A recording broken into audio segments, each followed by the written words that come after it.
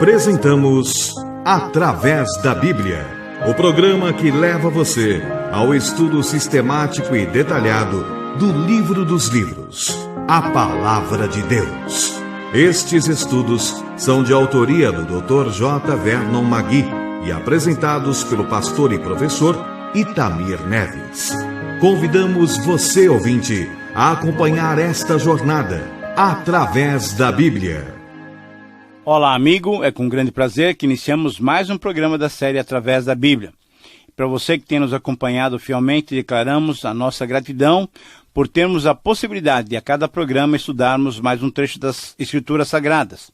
Sentimos-nos privilegiados quando recebemos a carta dos nossos amigos contando-nos das suas experiências com Deus através desse programa.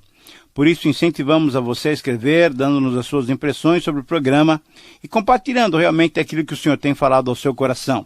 Exatamente por isso, compartilhamos a carta de um irmão da cidade de Santa Rita, na Paraíba.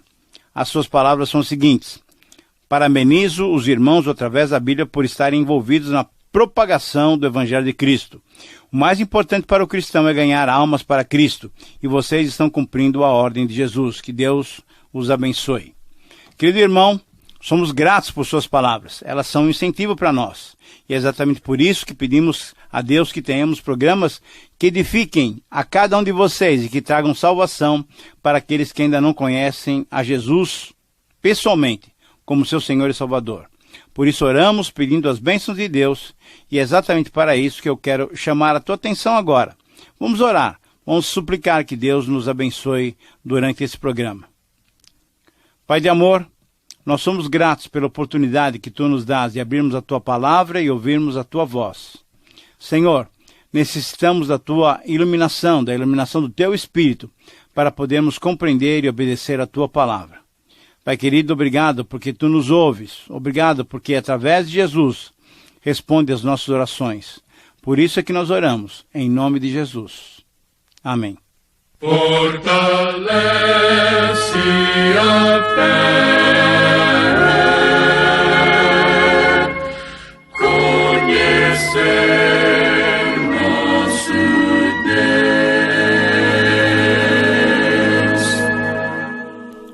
Querido amigo, antes de mais nada, quero lembrá-lo que daqui a 2 programas, exatamente somente 2 programas, iniciaremos os nossos estudos no livro de Levítico.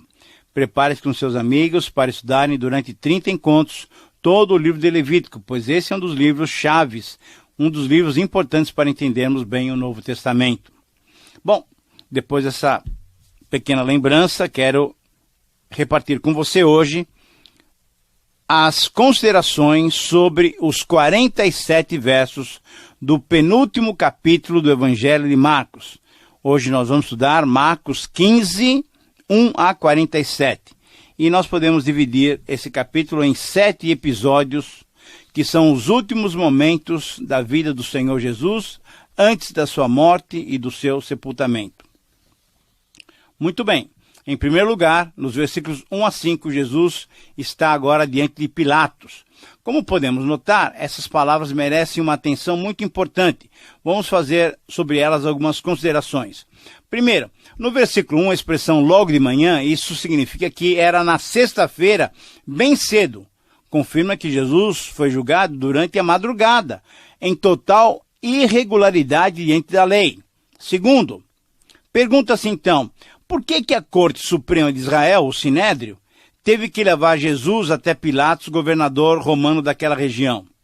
Conforme o estudo anterior, o Sinédrio condenara Jesus à morte, já tinha condenado.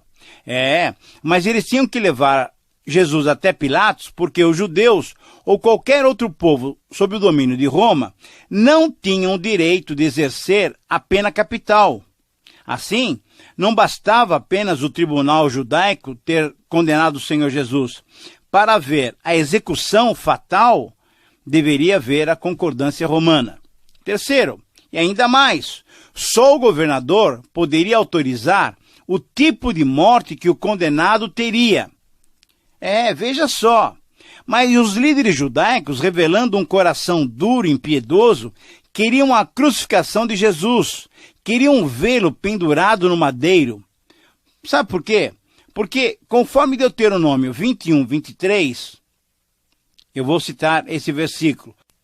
O que for pendurado no madeiro é maldito de Deus. Você conseguiu perceber? Os líderes religiosos queriam convencer o povo que Jesus era amaldiçoado. Ele não era abençoado por Deus. Veja o que os líderes judaicos estavam querendo transmitir para o povo. Ele na cruz seria amaldiçoado e não era alguém abençoado, um profeta de Deus. Quarto lugar, conforme os versículos 2 e 3, Pilatos interrogou Jesus: És tu o rei dos judeus? E Jesus respondeu: Tu o dizes. Quer dizer, Jesus respondeu, em outras palavras, que de fato ele era o rei dos judeus. Os principais sacerdotes, então, conforme o versículo 3, aproveitaram a oportunidade para acusar Jesus de muitas outras coisas. Eram mentiras, acusações falsas, que forjaram todas elas contra Jesus. Quinto lugar, Pilatos ficou admirado porque Jesus não ficou inquieto, não ficou nervoso, e lhe perguntou: Você não responde nada? Você não percebe quantas acusações estão fazendo contra você? Em outras palavras, você não percebe que quem cala consente? Querido amigo, mas o Filho de Deus queria que Pilatos tirasse as suas próprias conclusões, que julgasse as ações dos seus acusadores. Em sexto lugar, conforme Lucas 23, 4, 14 e 22, Pilatos não via problemas em Jesus, e além disso, ele sabia que, conforme o versículo 10 de Mateus 27, 18, foi por inveja que aqueles judeus religiosos trouxeram Jesus ao seu tribunal para ser condenado. E ainda conforme o versículo 5, Pilatos então se admirou do comportamento de Jesus.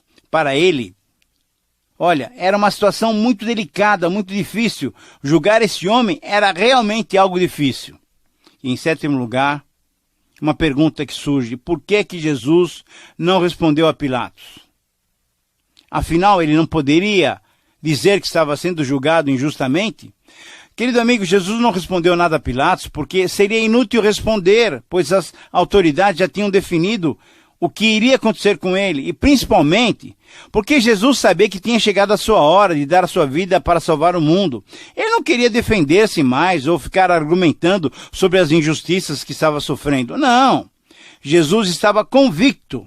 Nada o impediria de completar a missão que ele tinha vindo cumprir, isto é, de dar a sua vida em nosso lugar.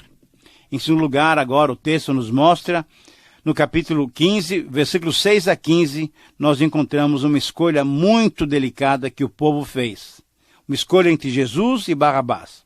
Vamos analisar bem detalhadamente esse texto. Primeiro, era comum, por ocasião da Páscoa, libertar-se um prisioneiro. Segundo, Barrabás, provavelmente um zelote, uma das seitas mais extremas do judaísmo, ele tinha sido preso com amotinadores que haviam cometido um homicídio. Terceiro, a multidão pedia que Pilatos soltasse um dos presos, conforme era o costume.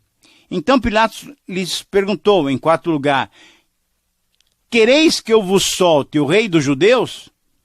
Pilatos pensou que a escolha desse criminoso, de Barrabás, de alta periculosidade, pois se tratava de um amotinador, um assaltante, homicida, conhecido de todos pela sua capacidade de cometer crimes e assaltos, Pilatos pensou que isso nunca fosse acontecer, que a escolha não cairia sobre Barrabás. Pilatos pensou que o povo preferiria soltar a Jesus do que Barrabás. Porém, Pilatos enganou-se completamente.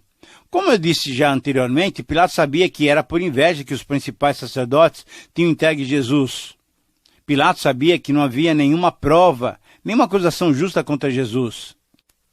Em quinto lugar, orientado e estimulado pela liderança judaica, o povo respondeu a Pilatos que queria que Barrabás fosse solto.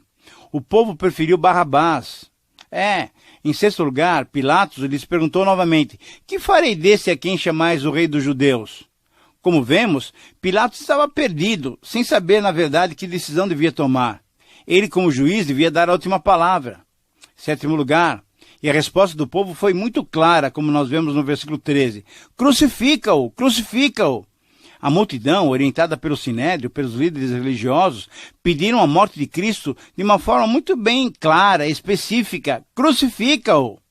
8º, Pilatos disse-lhes então, que mal fez ele? Mas o povo gritava cada vez mais, crucifica-o! Crucifica-o! E agora? Qual é a decisão do governador romano? Seguiria ele a justiça romana, que não condenava um justo por hipótese alguma? Ou ele iria se preocupar com a justiça? Ou tomaria o caminho mais fácil? Número 9, versículo 15. Pilatos, querendo contentar a multidão, soltou-lhes então Barrabás. E 10.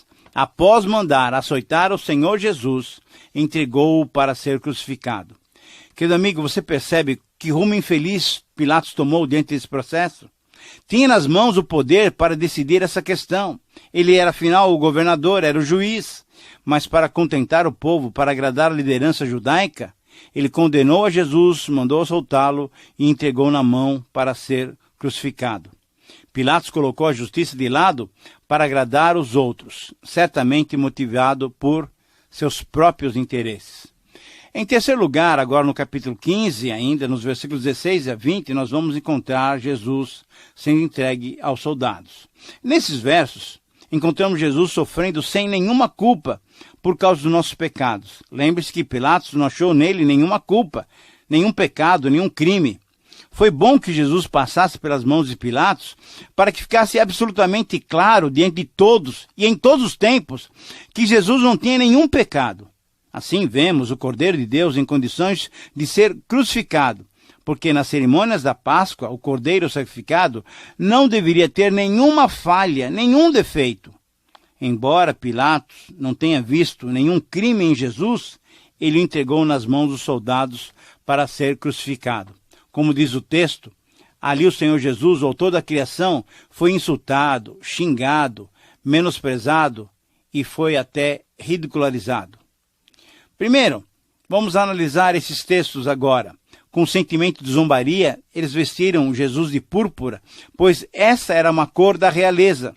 Segundo, os espinhos que apareceram na terra como consequência da maldição por causa do pecado, agora estavam sendo usados como uma coroa para punir a Jesus pelos pecados, não dele, mas de toda a humanidade, pelos seus e pelos meus pecados. Terceiro, como ultraje, a saudação "Salve, Rei dos Judeus", era na verdade uma zombaria por ser condenado como Rei dos Judeus. Quarto, bater na cabeça, cuspir no rosto e ajoelharem-se diante dele para adorá-lo de modo desrespeitoso, de modo zombeteiro, foram as outras provocações que o Senhor Jesus teve que suportar.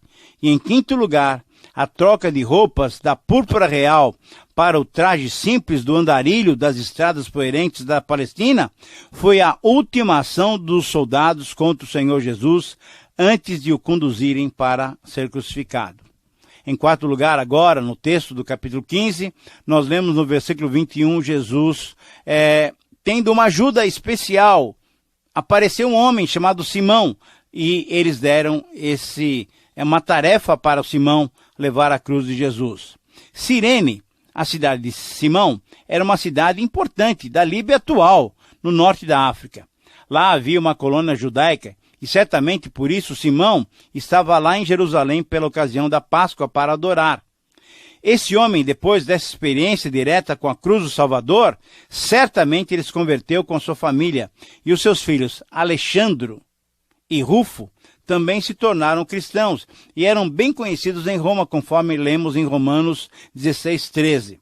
Alguns estudiosos identificam esse Simão como o Simeão Níger, lá de Atos 13:1, um dos líderes da igreja de Antioquia. Ora, querido amigo, essa experiência de Simão carregando, obrigado, a cruz do Senhor Jesus, serve como um símbolo claro, um símbolo muito específico de como o verdadeiro discípulo deve tomar a sua cruz, agora só que espontaneamente, para seguir o Senhor da sua vida. Espero que você seja um verdadeiro seguidor do Senhor Jesus Cristo. Em quinto lugar, o capítulo 15 nos mostra os versículos 22 a 32, e ali temos o relato da crucificação. Vamos fazer algumas considerações sobre esse relato. Primeiro, o local era uma pequena colina com o formato de uma caveira, daí ter o nome de Gólgota. Era um local fora da cidade. Segundo, a bebida oferecida a Jesus como analgésico era vinho com mirra. Essas especiarias tinham esse poder analgésico e comumente eram oferecidas aos crucificados para atenuar as suas dores. Agora, perceba você que Jesus não bebeu esse unguento porque ele queria sofrer conscientemente em favor de todo ser humano. Terceiro, a crucificação era a morte mais desprezível, reservada somente a assassinos, escravos e a outros criminosos vis, normalmente não romanos. Depois, então, de crucificarem Jesus, isso é, depois de colocá-lo pendurado na cruz, repartiram as suas vestes, e isso aconteceu como cumprimento de uma profecia lá do Salmo 22:18, e como acontecia costumeiramente, como direito até daqueles que executavam os criminosos. Em quarto lugar, o horário da crucificação foi às 9 horas da manhã. Bem cedo. Em quinto lugar, a placa indicando a acusação era levada pelo prisioneiro enquanto caminhava para sua execução e foi ordenada por Pilatos e tinha a seguinte inscrição: o Rei dos Judeus. Jesus, em sexto lugar, foi crucificado em companhia de 2 ladrões, com o cumprimento da profecia de Isaías 53:12. E em sétimo lugar, a última consideração diz respeito às zombarias que o Senhor Jesus sofreu. Os que passavam blasfemavam. Os principais sacerdotes, com os escribas, eles escarneciam. E até os 2 ladrões que estavam com Jesus sendo crucificados o insultavam. Todos esses foram desafiando Jesus com as frases que erroneamente tiraram dos seus ensinos e injustamente. Por amor a nós, Jesus, então, foi suportando todas essas injúrias conscientemente. Ele se entregou voluntariamente. Mas o texto prossegue, e vamos agora em sexto lugar para os versículos 33 a 41. Nós temos aqui a descrição da morte do Senhor Jesus. Veja só, Jesus ficou na cruz durante 6 horas, das 9 da manhã até as 3 da tarde, ou até as 15 horas. E as trevas duraram 3 horas, isto é, do meio-dia, das 12 horas até as 15 horas. Provavelmente, durante essas horas, o Filho Santo de Deus sofreu o inferno por nós. Mas deixe-me pontuar bem esse momento da morte do Senhor Jesus, fazendo algumas observações. Primeiro, conforme o versículo 34, Jesus clamou, Eloi, Eloi, citando o Salmo 22:1 em hebraico, clamando por Deus. Conforme o versículo 35, em segundo lugar, o clima estava tão contrário a Jesus que pensaram que ele estava clamando por Elias. Sabe por quê? Porque se cria que Elias, quando invocado, Elias, o profeta, vinha em ajuda aos necessitados. Então estavam pensando que Jesus estava chamando por Elias. Terceira observação, conforme o versículo 36, ofereceram vinagre. Agora, já não com o desejo de aliviar os seus sofrimentos, mas ao contrário, de mantê-lo vivo mesmo, e bem desperto para prolongar o seu sofrimento. Perturbando ainda mais, eles diziam, vejamos então se Elias virá ao ser chamado por ele. Número 4, uma quarta observação, conforme o versículo 37, Jesus, dando um grande grito, expirou, isto é, ele morreu. Ou melhor ainda, ele entregou a sua vida por nós. Querido amigo, Jesus não morreu agonizando. Não, como morriam os demais crucificados. Não, Jesus entregou a sua vida por nós. Conforme Lucas 23:46, o brado do Senhor Jesus, o seu grito foi dirigido a Deus. Pai, Pai, nas tuas mãos entrego o meu espírito. E aí, espontaneamente, ele entregou o seu espírito ao Pai, por cada um de nós. Quinta observação, conforme o versículo 38. O véu do templo, que separa o lugar santo do lugar santíssimo, ele foi rasgado de alto a baixo, mostrando que com a morte do Senhor Jesus, O novo e vivo caminho foi aberto diante do Pai, conforme nós lemos em Hebreus 10:19. Querido amigo, toda iniciativa foi de Deus. O véu que separava já não separa mais. Deus abriu a possibilidade de entrarmos no Santo dos Santos pelo precioso sangue de Jesus derramado na cruz. Sexta observação. Conforme o versículo 39, o centurião que estava presente na crucificação, vendo a morte de Jesus de modo tão diferente da dos outros crucificados, confirmou verdadeiramente esse homem era o Filho de Deus. E finalmente, nos versículos 40 e 41, uma sétima observação. Marcos registra a presença das mulheres que acompanhavam Jesus e os seus discípulos desde a Galileia, mulheres que certamente tinham sido abençoadas por ele e o serviam.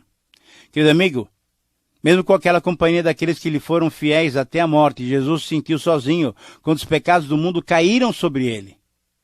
Mas conforme 2 Coríntios 5,19, tudo era plano divino, pois Deus estava em Cristo reconciliando consigo o mundo, não imputando aos homens as suas transgressões, e nos confiou depois a palavra da reconciliação. E finalizando o nosso programa, finalizando também o estudo desse capítulo 15, nos versículos 42 e 47 temos o relato do sepultamento do Senhor Jesus. Vamos analisar então essas palavras de uma maneira muito interessante, porque temos lições importantíssimas para nós. Primeiro, conforme o versículo 42, Jesus morreu quase no final da sexta-feira, isto é, na véspera do sábado, do dia de descanso. Versículo 43... diz que José, da cidade de Arimateia, um membro importante do Sinédrio, que não tinha concordado com aquele julgamento injusto, e era também um discípulo oculto, pediu a Pilatos o corpo de Jesus. Terceiro, versículo 44, Pilatos se admirou de Jesus já ter morrido tão rapidamente, pois o normal era que o crucificado demorasse muito tempo, talvez até alguns dias para morrer. Mas, de fato, a morte do Senhor Jesus ocorreu rapidamente, sabe por quê? Porque ele se entregou espontaneamente por nós. Quarta observação, 44 e 45 versículos, né? Pilatos pediu confirmação para ver se Jesus realmente tinha morrido. Versículo 46, diante dessa confirmação, José de Arimateia e Nicodemos, um outro importante judeu, tiraram o corpo do Senhor Jesus da cruz e sepultaram num sepulcro novo, aberto numa rocha, confirmando então a profecia de Isaías 53:9. E, terminando esse capítulo, conforme o versículo 47, Marcos registra que algumas mulheres que estavam na crucificação também estavam agora presentes no sepultamento, vendo exatamente onde estavam colocando o corpo inerte do Senhor da vida. Querido amigo, muitos que leem esse texto sobre a crucificação sentem simpatia por Jesus e ódio dos homens que o mataram. Muitos ficam penalizados e sentem-se porque Jesus morreu assim. Sentem muita tristeza. Os corações religiosos e sensíveis ficam cheios de sentimento e de dor por todos esses acontecimentos. Outros ficam cheios de ódio, de aversão por aqueles que levaram Jesus até a morte. Mas não é de sentimentos assim que Jesus quer que tenhamos. Não é isso que agrada a Deus. O que Deus quer é que nós nos aproximemos da cruz com fé na obra que Jesus realizou por nós. Não é simpatia, solidariedade humana ou pesar revelado pelos homens. Deus não quer isso. Deus quer que tenhamos fé no sacrifício de Jesus. Deus quer que creiamos que Jesus morreu e foi ressuscitado para nos salvar. Com o coração, cremos para a justiça e com a boca confessamos para a nossa salvação. É isso que Deus quer. O sentimento de solidariedade, pesar ou simpatia, na verdade, de nada valem. Deus quer ver em nós uma fé viva, para assim nos dar a salvação em Jesus Cristo. E você? Qual é a sua reação diante do sacrifício de Jesus? Simpatia ou crença? Solidariedade ou fé? Avalie-se e desfrute do grande amor de Deus. Querido amigo, Deus quer ver em nós fé no sacrifício do Senhor Jesus. O ponto mais importante desse evangelho é a crucificação de Cristo. A morte de Cristo fazia parte do plano de Deus, antes mesmo que houvesse mundo. Desde a eternidade, Deus lançou o plano de redenção do homem.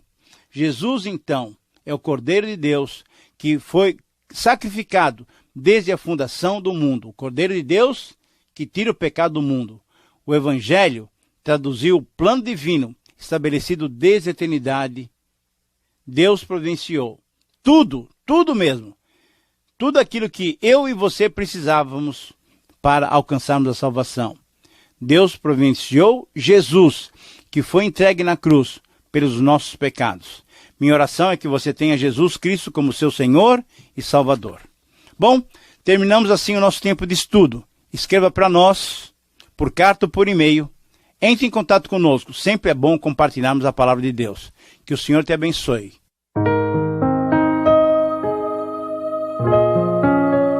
Terminamos mais uma apresentação do programa Através da Bíblia.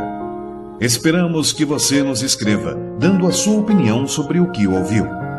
O nosso endereço é Caixa Postal 18.300, CEP 046-26-970, São Paulo, capital. Ou pelo e-mail atravésdabiblia@transmundial.com.br. Este programa foi produzido nos estúdios da Transmundial.